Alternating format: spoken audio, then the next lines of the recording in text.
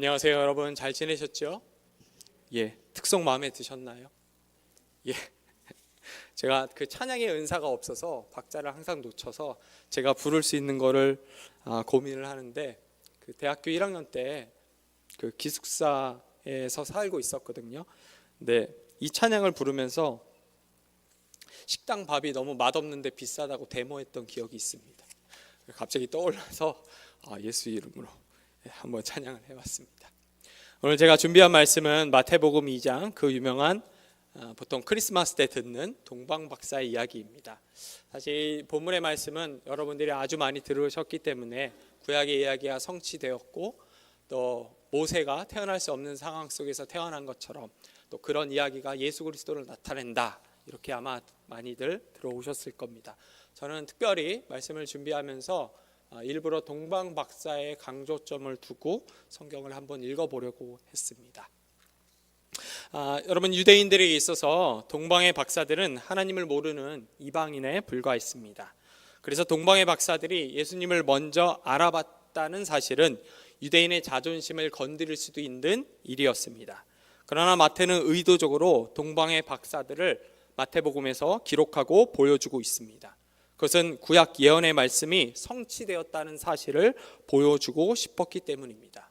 예를 들어 이사야 60장 3절을 보면 이방 나라들이 너의 빛을 보고 찾아오고 또 뭇 왕이 떠오르는 너의 광명을 보고 너에게로 올 것이라고 되어 있습니다. 여러분, 여기서 빛과 광명을 별이라고 한다면 이방 나라들과 뭇 왕은 아마 우리가 읽은 본문 말씀을 통해서 볼 때 동방 박사를 가리킨다고 할 수 있을 것입니다. 학자들은 동방의 박사들이 하늘의 별을 보고 땅에서 일어날 일들을 예측하는 사람들이며 페르시아 제국 왕의 최측근이었다고도 이야기를 하고 있습니다. 여러분, 그 크리스마스 때 꽁트를 하셔갖고 기억하시죠? 꽁트를 하셨거나 아니면 꽁트를 이렇게 보셨기 때문에 아마 기억하실 겁니다. 동방의 박사들이 황금과 몰약과 유황을 들고 왔습니다. 하나, 둘, 셋. 그럼 동방의 박사들은 몇 명이죠? 보통 3명이라고 얘기하는데 성경은 전혀 이야기를 하고 있지 않습니다. 여러분, 왜 3명이라고 하셨죠? 제가 지금 이렇게 3을 보여드렸거든요. 이걸 보통 앵커 임팩트라고 합니다. 그러니까 앵커 임팩트라고 하는 것은 그 돛이라고 하는 건데, 돛이 이렇게 딱 내려진 것처럼 제가 3을 보여드리면 대부분이 이 3 이상을 생각하지 못하는 경우가 있습니다. 제가 여러분을 한번 낚아보고 싶어서 한번 해봤습니다. 근데 여러분, 성경에는 동방박사가 3명인지 몇 명인지 정확하게 기록되어 있지는 않습니다. 페르시아 제국과 예루살렘의 거리가 여러분 1600km나 된다고 합니다. 여기서 살짝 놀라셔야 되거든요. 다시 한번 해보겠습니다. 자, 페르시아 제국과 예루살렘의 거리가 1600km나 된다고 합니다. 이렇게 설교하기가 굉장히 힘듭니다. 여러분, 1600km는 서울에서 부산을 갔다가 다시 부산에서 돌아왔다가 다시 부산을 가는, 또 가는, 이 정도 거리입니다. 정말 먼 거리죠. 그 먼 거리를 페르시아 제국 왕이 박사들 3명만 딸랑 보냈을까요? 저는 아니라고 생각하거든요. 몇 가지 이유가 있는데, 첫 번째는 여러분, 페르시아 제국이 당시 로마와 견줄 만큼 강한 나라였다고 합니다. 동방의 박사들이 왕의 최측근이었고, 어떤 면에서는 사절단이니까 왕의 얼굴을 드러내잖아요. 근데 3명만 보낼 리가 없겠죠. 그러면 적어도 주변에 많은 군대를 데리고, 군사들을 데리고 아마 가지 않았을까, 이렇게 생각을 합니다. 그리고 실제로 성경도 여기에 대해서 어느 정도 맞다라고 하는 표현을 쓰고 있는데, 그 이유 가운데 하나가 동방의 박사들이 예루살렘에 도착했을 때 헤롯 왕과 예루살렘이 소동했다라고 하는 표현들입니다. 여러분, 아무리 유명한 사람이라도 한두 사람이 오면은 별로 이렇게 알아보지도 못하고 큰 소란도 없습니다. 근데 보통 브라질 축구 선수, 아니면 아주 오래전에 가장 먼저 이렇게 아이돌 스타를 만들었던 비틀즈, 이렇게 올 때 보면은 옆에 경호원을 데리고 오죠. 그리고 많은 사람들과 함께 오죠. 그래서 저도 동방의 박사들이 정확히 몇 명인지는 모르겠지만 아마도 올 때는 생각보다 많은 사람들, 대군을 끌고 오지 않았을까라는 생각을 해봤습니다. 동방의 박사들이 별을 보고 열심히 페르시아로부터 건너왔지만 그들이 실수한 것이 하나가 있었습니다. 그것은 바로 번지수였습니다. 유대인으로 왕으로 나신 예수님은 베들레헴에서 태어났습니다. 그러나 지금 동방의 박사들은 예루살렘에서 유대인의 왕이 될 예수님을 찾고 있었습니다. 1600km나 되는 긴 여정을 실수 없이 걸어왔던 동방의 박사들이 마지막 순간에 실수를 합니다. 그리고 그 실수는 당시 유대인의 왕이었던 헤롯의 심기를 건드렸고 그 결과 2살부터 그 아래로 베들레헴과 그 모든 지경에 있는 산의 아이들이 죽게 됩니다. 제가 처음에 이야기한 것처럼 이것은 마치 모세 이야기를 생각나게 하죠. 여러분 많이 들어서 기억을 하시겠지만 헤롯은 아주 큰 문제점을 갖고 있던 왕이었습니다. 첫 번째 가장 핵심이 되는 문제점은 바로 정통성이죠. 대개 헤롯 왕은 반쪽짜리 유대인이라고 알려져 있습니다. 그런데 격변하던 시대에 로마에 아주 잘 이렇게 헤롯이 여러분 그 정치적으로 아주 노련하고 뛰어났거든요. 그래서 그런 일들을 잘 해서 로마로부터 인정받은 유대인이었다고 합니다. 문제는 그가 정통성에 있어서 의심을 받았던 사람이죠. 그리고 헤롯의 또 다른 문제는 자기에게 해가 될 것 같으면 가족이라도 자기 아내라도 자기 아들애로 바로 죽이는 사람이었습니다. 그러니까 어떤 면에서는 애굽의 왕이었던 바로, 그리고 그 바로가 죽이려고 했던 히브리 남자 아이들, 그런데 그럼에도 불구하고 그 상황 속에서 태어난 모세를 여러분 우리가 다시 볼 수 있는, 상기시키게 하는 그런 이야기라고도 할 수 있죠. 여러분 모세 이야기에 등장했던 그 바로 역시 역사적으로 보면 혈통적으로 순수 애굽인이 아니었다는 이야기가 있습니다.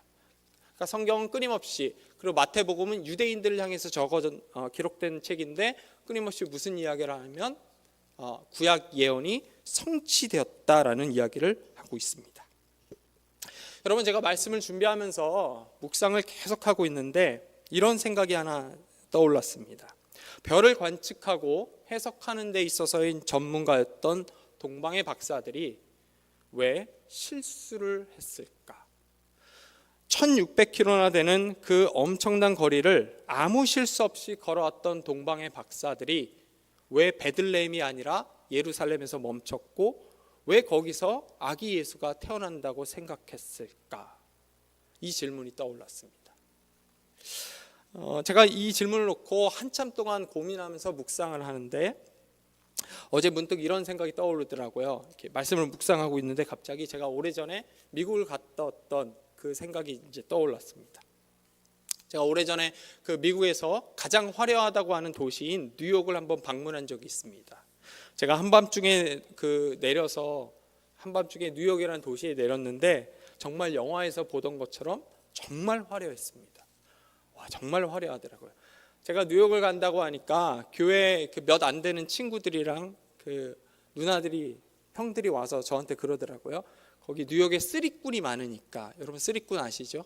도둑놈. 쓰리꾼이 많으니까 절대로 이렇게 뉴욕에 내려갖고 여행객입니다, 제 거 가져가 주세요, 이런 행동하지 말고, 그러니까 좌로나 우로나 이렇게 쳐다보지 말고 마치 뉴욕에 평소에 사는 사람처럼 이렇게 자연스럽게 그리고 우아하게 걸으라고 저한테 신신당부를 했습니다.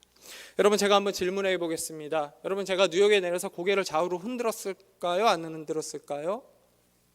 네? 흔들었다고요? 저를 너무 수준 낮게 보시는데 열심히 흔들었습니다. 네. 여러분 제가 뉴욕에 내렸는데 정말 화려하더라고요. 고개를 안 돌릴 수가 없습니다. 근데 또 떠오른 건 있어갖고 그때 이제 가방을 3개를 맸거든요. 노트북 가방 하나 메고, 여행 가방 하나 메고, 망치 가방 하나 메고, 이거 꽉 잡고 이렇게, 와 신기하다. 이렇게 정말, 여러분 저를 지금 비웃고 있지만 여러분도 가시면 꼭 그렇게 됩니다. 너무 화려했고 제가 눈을 둘 데가 없었습니다. 나중에 알게 된 사실이지만 그 뉴욕에 사는 사람들은요, 웬만큼 화려한 것이 아니면 뉴욕 사람들의 발길을 붙잡을 수 없다고 얘기를 합니다. 그만큼 뉴욕이 화려한 거죠. 게다가 한밤중이었는데 마치 지금 우리 여기 예배당에 있는 것보다 더 화려하고 마치 낮에 있는 것처럼 정말 화려해서 진짜 표현할 수 없을 정도로 정말 밝았습니다. 제가 그때 집에 돌아와서 뉴욕에 가서 경험했던 거를 사진으로 찍고 기록을 올렸는데, 그게 어저께 말씀을 준비하다가 이제 생각이 나서 한밤중에 한번 다시 봤습니다. 근데 여러분, 제가 그때 그 사진과 기록을 보는데 문득 이런 생각이 나더라고요. 그때 내가 뉴욕에서 하늘을 봤던가 별을 봤던가 이 생각을 하는데, 가만 생각해 보니까 제가 본 적이 없습니다. 그러면서 제가 동시에 이거였구나라는 생각이 스쳐 지나갔어요. 무슨 얘기냐면, 동방의 박사들이 예루살렘을 보면서 거기가 너무 화려하기 때문에 여기서 왕이 날 거야 라는 생각을 했고, 그래서 그들이 처음에는 하늘을 보며 별을 보며 왔지만 예루살렘에서는 고개를 들지 않았다는 거죠. 여러분, 왜 별을 안 봤다고요? 예루살렘이 너무 화려하니까. 여러분, 이 사람들은 페르시아에서 왔습니다. 왕은 보통 어디서 태어나죠? 화려한 궁전에서 태어납니다. 우리가 알고 있는 아기 예수는 마국간 아주 낮은 자리에서 태어났지만, 동방의 박사들은 자신이 원래 갖고 있던 관점으로 보니까, 그리고 예루살렘을 보니까 눈과 마음과 모든 것이 뺏긴 거죠. 그래서 더 이상 거기서는 뭘 보지 않았을까요? 별을 보지 않았던 겁니다. 당연한 거죠. 그런데 그 실수가 헤롯의 심기를 건드렸고 많은 아이들이 죽게 되는 결과를 가져왔습니다. 여러분, 제가 오늘 그 예배를 위해서 특별히 이렇게 넥타이를 메고 있거든요. 이렇게 보이시나요? 굉장히 화려하죠? 제가 이거 그 미국 뉴욕에서 사왔습니다. 여러분, 이거 미제입니다. 제가 이거 그 친구들한테 보여줬는데 친구들이 와, 이거 미제네, 야 나도 한번 빌려줘 이러더라고요. 그래서 제가 이렇게 처음에는 거드름 피우다가 하나 빌려줄게, 나중에 맛있는 거 사야 돼 이렇게 얘기를 했거든요. 근데 그중에 그 꼼꼼하던 친구가 있는데 제 거 이렇게 막 보더니만 저한테 그러더라고요. 형민아, 이거 근데 메이드 인 코리아인데? 이렇게 얘기를 하더라고요. 제가 보니까 진짜 메이드 인 코리아였습니다. 여러분, 이거 미제일까요? 아닐까요? 저를 잘 모르겠습니다. 제가 가만히 생각해 보니까 뉴욕이 너무 화려해서, 그리고 넥타이도 너무 화려하고 이뻐서 야, 이거 미제다 해갖고 그냥 사버렸습니다. 근데 집에 와서 보니까 이게 어디 거라고요? 한국 거라고요. 한국에서 만들어서 미국으로 수출했는데 저는 그걸 다시 사갖고 한국으로 돌아왔습니다. 여러분, 동방의 박사도 그랬겠죠. 그런데 그 모습이 우리의 모습 같죠. 하나님의 말씀이 있고 하나님이 계십니다. 하나님이 어디로 가야 될지를 우리에게 끊임없이 이야기하고 계십니다. 근데 가끔 우리는 그것을 놓칩니다. 왜 놓치죠? 너무 화려한 것들에 둘러싸여 있기 때문이죠. 여러분, 동방의 박사들은 예루살렘의 화려함에 속아서 예루살렘에서 유대인이 왕이 태어날 것이라고 생각했습니다. 맞지요? 그러면 저는 여기서 여러분, 하나님을 앞으로 잘 바라보면서 좌로나 우로나 흔들리지 말고 열심히 신앙생활하기를 소망합니다 라고 하면서 말씀을 끝마치면 되겠죠? 뭔가 이상하다고 생각하시죠? 맞는 것 같은데 여기서 이렇게 끝나면 큰일 납니다. 이렇게 이야기하는 것이 틀린 것은 아니지만, 완전히 틀린 것은 아니지만, 제가 이렇게 이야기하고 끝나면 제가 하는 설교는 도덕적이고 윤리적인 이야기에 불과합니다. 이렇게 사십시오, 저렇게 사십시오라는 것은 완전히 틀린 것은 아니지만, 그렇게 끝나면 그 말씀에, 그 메시지에는 십자가와 사랑과 하나님과 은혜가 끼어들 자리가 없습니다. 정말 감사하게도 그래서 그런지 마태는 그 다음 이야기를 하고 있습니다. 동방의 박사가 마치 우리를 반영하는 것처럼 우리도 실수를 할 수 있지만, 또 동방의 박사가 실제로 그렇게 실수를 했지만 마태는 다시 한번 별을 보여주고 걸어가게끔 합니다. 여러분, 신앙생활에 있어서 가장 중요한 게 뭐죠? 은혜입니다. 우리가 지금까지 걸어왔던 이 삶을 돌아보면 은혜밖에 없습니다. 고백할 게. 제가 어렸을 때는 그 목사님들이 항상 설교하기 전에 주님의 은혜로 여기 자리에 서게 됐습니다라는 그 고백, 그리고 권사님들이 간증하실 때마다 했던 그 은혜라는 고백을 사실 잘 못 믿었습니다. 그래서 저는 스스로 내가 도망가? 왜 이렇게 못 믿지? 이렇게 생각을 했는데, 제가 이제 그 나이가 되고 이 자리에 서게 돼서 보니까 은혜 외에는 고백할 게 없구나, 이 생각을 하게 되더라고요. 제가 지난번이 아니군요. 요번 주에 주일 끝나고 이제 제자훈련 담임 목사님하고 가는 이제 청년들 보고 이렇게 안녕히 가세요 이렇게 얘기를 하면서 이런 얘기를 했어요. 그 제자훈련 할 때 에베소서 2장 로마서 8장 아직도 암송합니까? 라고 하니까 암송한다고 이렇게 얘기를 하더라고요. 제가 거기다 뭐라고 했냐면, 저도 그 신대원 때 제자훈련을 받았거든요. 근데 그거 암송하는 것 때문에 중간에 포기해서 도망갔습니다, 이렇게 얘기를 했어요. 아니 그것 때문에 목사님 포기하면 어떡합니까? 이렇게 얘기를 했는데, 여러분 정말 힘들었거든요. 다행히 저는 그때 그 교회 목사님이 아니라 그 대학생 청년들을 오랫동안 지도했던 그 전도사님, 같은 신대원 반이었는데 그분한테 하다가 이제 도망갔습니다. 여러분, 제 인생을 보면 제 안에는 실수와 실패만 가득합니다. 마치 동방의 박사들이 별을 보고 예루살렘에서 멈춰서 실수한 것과 같죠. 여러분, 한 번 실수를 하면 거기서 끝나면 좋고 나한테만 모든 해가 돌아오면 좋겠는데, 여러분, 우리가 실수를 할 때 일어나는 안타까운 것, 좀 맘졸이게 여기는 것 가운데 하나는 내 주변에도 영향이 주어진다는 거죠. 그런데 하나님은 그런 것까지 전부 자신의 은혜로 품고 걸어가길 원하십니다. 마태는 그래서 그 다음에 다시 별을 보여주고, 진짜 목적지는 거기가 아니라 다른 곳에 있다라는 것을 보여주고 동방 박사로 하여금 다시 앞으로 걷고 걸어가게 만듭니다. 여러분, 요즘 생각보다 많은 연예인들이 자신의 신앙을 고백하고 있습니다. 혹시 동대문 쪽으로 이쪽에서 이제 오시다 보면 저희 DDP라고 하죠. DDP에서 우리 교회로 오시다 보면 큰 전광판이 있거든요. 거기에 가끔 그 복음을 전합니다라는 광고가 뜹니다.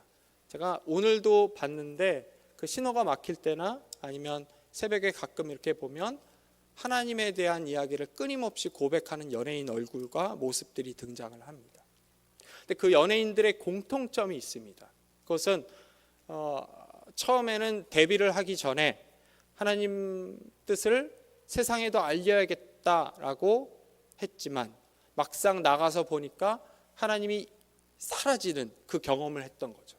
그러다가 그들이 바닥을 치고 하나님께로 돌아가고, 그리고 그 과정 속에서 하나님이 지금의 나를 있게 만들었구나라는 그 은혜를 깨닫고, 그래서 그 은혜 아니면 살 수 없다는 것을 주변 사람들에게도 알리는, 그래서 생각보다 많은 연예인들이 자기의 신앙을 남들이 어떻게 얘기하는 것과 상관없이 고백하고 있습니다. 여러분, 우리의 신앙에 있어서 은혜를 제외하면 남는 건 아무것도 없습니다. 동방의 박사가 되었든 아니면 우리의 모습이 헤롯과 같이 이기적이었든, 어쨌든 중요한 것은 지금 이 자리에서 우리가 예배를 드릴 수 있는 것도 역시 하나님의 은혜입니다. 여러분, 이 은혜가 여러분 안에 지금 있습니까? 여러분이 걸어가고 있는 그 걸음, 어느 방향인지는 전 잘 모르겠죠. 하지만 여러분이 걸어가는 그 방향이 가끔은 좌로나 우로나 치우칠 수도 있고, 가끔은 힘들어서 무너질 수도 있지만, 중요하고 확실한 것은 하나님께서 자신의 은혜로 우리를 마지막까지 책임지신다는 겁니다. 여러분, 지난번에 우리 종교개혁 주일이었죠. 저는 종교개혁 주일이 되면 늘 생각하는 사람 가운데 한 사람이 칼빈입니다. 여러분, 칼빈 목사님이 했던 아주 멋진 표현 중에 이런 게 있습니다. 미치광이 야생말이 아무리 날뛰어도 하나님께서 그의 고삐를 붙잡고 가면 결국 구원을 받는다는 겁니다. 저는 제가 완벽하지 않기 때문에, 완전하지 않기 때문에 그 은혜가 없으면 구원받을 수 없구나를 알았습니다. 그래서 개인적으로 한번 이야기한 것처럼 저는 그 감리교를 가려다가 포기한 거죠. 저에게는 하나님의 은혜가 정말 중요했습니다. 여러분, 말씀을 정리하려고 합니다. 동방의 박사들은 별을 보고 걷다가 별을 놓쳐서 길을 잃었습니다. 그리고 그 결과는 매우 끔찍했습니다. 그 모습은 마치 우리의 모습을 보여주는 듯 했습니다. 그러나 하나님은 그런 동방의 박사들을 그냥 내버려 두기보다 오히려 다시 걸어갈 수 있도록 별을 보여주었습니다. 오늘을 살아가는 우리 역시 동일합니다. 신앙을 진지하게 살아온 분일수록 자랑할 것이 하나님밖에 없다고 하는 것은 내 삶이 동방의 박사들처럼 매 순간 실수와 실패로 얼룩져 있기 때문입니다. 그러나 그럼에도 불구하고 지금까지 신앙의 길을 걸어왔던 것은 모두 하나님께서 다시 우리에게 별을 보여주었기 때문이죠. 그런 하나님을 믿고 여러분, 오늘 하루 하나님께서 우리에게 이끌어 주신 것처럼 그런 하나님을 믿고 매 순간 승리하기를 주님의 이름으로 소망합니다.